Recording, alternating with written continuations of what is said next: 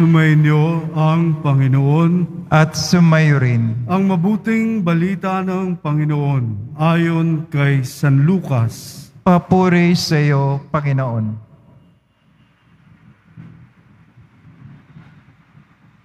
Noong panahong yun, tinawag ni Jesus ang 12 at binigyan sila ng kakayahan at kapangyarihang magpalayas ng mga demonyo at magpagaling ng mga karamdaman.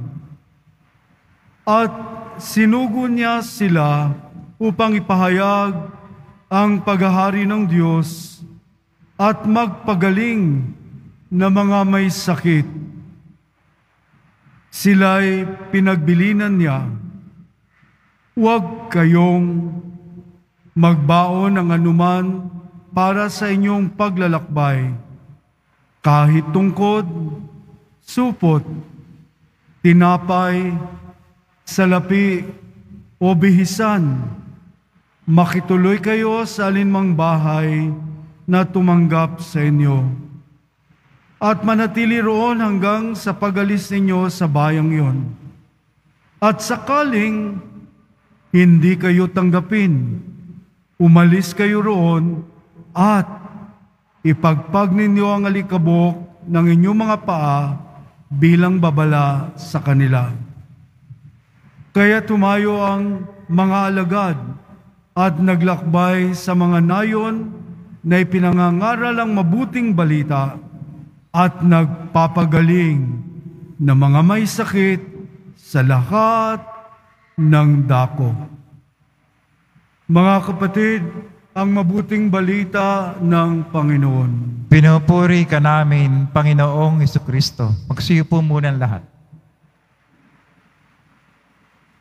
Ang paghahari ng Diyos ay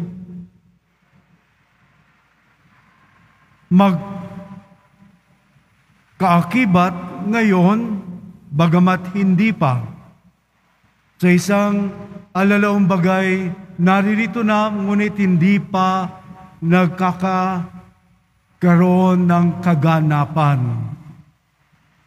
Sinimulan ng Poong Jesus Nazareno ang kanyang public ministry, at ang unang mga namutawi sa kanyang mga labi ay ang layunin ng kanyang presensya sa mundong ibabaw. Ipinapahayag ang pagdating ng paghahari ng Diyos. Itinuro niya kung ano ang paghahari at kanyang binigyan ng mga pagtuturo, mga makapangyarihang gawain para sa mga mahihirap, sa mga nakakulong at mga may sakit. At ang ating pong ebanghelyo po ngayon ay ang pagpapadala sa 12 apostoles na parehong misyon ng paghahayag ng mabuting balita at ang pagpapagaling sa mga may sakit.